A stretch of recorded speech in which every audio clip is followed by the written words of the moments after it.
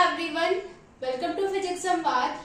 आज का जो हमारा टॉपिक है वो है torque on a bar magnet in a uniform magnetic field. ठीक है, बार मैग्नेट में टॉर्क कैसे एक्ट करेगा जब जो बार मैग्नेट है वो यूनिफॉर्म मैग्नेटिक फील्ड में हो तब। ठीक है, तो यहाँ पे सपोज करिए कि लेट अस कंसीडर कि हमने एक बार मैग्नेट लिया हुआ है NS, ठीक है, जिसको हमने यूनिफॉर्म मैग्नेटिक फील्ड में रखा हुआ है। एक बार मैग्नेट लिया हुआ है जिसको हमने यूनिफॉर्म मैग्नेटिक फील्ड में सस्पेंड किया हुआ है, और जो बार मैग्नेट है वो है N और S। ठीक, N और S में जब bar magnet uniform magnetic field पर होगा तो उस पर एक फोर्स एक्ट करेगा। तो नॉर्थ पोल की वजह से यहाँ पे जो फोर्स एक्ट करेगा वो MB होगा, और साउथ पोल की वजह से जो यहाँ पर जो फोर्स होगा वो क्या होगा, MB होगा। दोनों फोर्स जो है वो इक्वल इन मैग्नीट्यूड लेकिन ऑपोजिट डायरेक्शन में होंगे। ठीक है, तो उनका जो रिजल्टेंट फोर्स होगा वो 0 हो जाएगा, क्योंकि दोनों क्या है, इक्वल मैग्नीट्यूड में है लेकिन ऑपोजिट डायरेक्शन में है, तो माइनस साइन आएगा, तो दोनों एक दूसरे को क्या करेंगे, कैंसिल आउट कर देंगे। इस वजह से जो रिजल्टेंट फोर्स होगा वो क्या हो जाएगा, 0 हो जाएगा। लेकिन इक्वल इन मैग्नीट्यूड और ऑपोजिट डायरेक्शन की वजह से इस पर एक कपल ऑफ फोर्स एक्ट करता है। ठीक है, इस पर एक कपल ऑफ फोर्स एक्ट करता है, जो कि जैसे ही इस पे एक फोर्स या फिर आप टॉर्क एक्ट करेगा तो ये हो जाएगा क्या, N डैश, जो आपका बार मैग्नेट है वो N डैश और S डैश के फॉर्म में क्या हो जाएगा, चेंज हो जाएगा। ठीक है, जो कि यूनिफॉर्म मैग्नेटिक फील्ड के क्या होगा, पैरेलल होगा। जो आपका बार मैग्नेट है, कपल ऑफ फोर्स लगने से क्या होगा, N डैश और S डैश के फॉर्म में चेंज हो जाएगा, और इस पर जो ये मतलब ये जो मैग्नेट है N डैश S डैश वो यूनिफॉर्म मैग्नेटिक फील्ड के क्या होगा, पैरेलल होगा। तो अब हमें क्या करना है, कपल ऑफ फोर्स जिसको आप बोलते हैं टॉर्क, क्या करेंगे, हम निकालेंगे। तो रिस्टोरिंग कपल या फिर कपल ऑफ फोर्स, ठीक है, या फिर टॉर्क।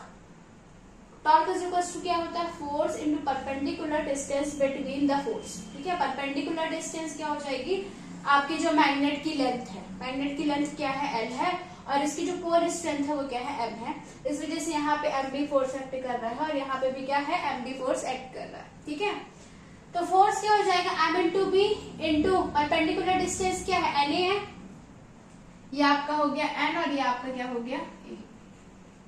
ठीक है, अब हम क्या करेंगे, but in right angle triangle NSA से देखेंगे, ये है N, ये है S और ये है आपका क्या, A। तो NA इज इक्वल टू हो जाएगा आपका SN साइन थीटा। ठीक है, और जो आपके SN की वैल्यू है वो कितनी है, 2L है। मैग्नेट की लेंथ कितनी है, 2L है। ठीक है, तो 2L साइन थीटा। ठीक है, तो टाउ इज इक्वल टू कितना आ जाएगा, अब आप NA की वैल्यू पुट करेंगे तो MB into 2L sine theta. अब आपने पढ़ा है कि M into 2L is equal to क्या होता है, कैपिटल M होता है, जो कि होता है मैग्नेटिक मोमेंट, है ना। तो यहाँ पे आ जाएगा tau is equal to MB sine theta. ठीक, अब यदि हम इसका वेक्टर फॉर्म लिखेंगे तो क्रॉस प्रोडक्ट में आ जाएगा, तो टाउ इज इक्वल टू हो जाएगा M क्रॉस B। ठीक, अब यदि आप इसमें केसेस लगाते हैं कि if theta is equal to 0,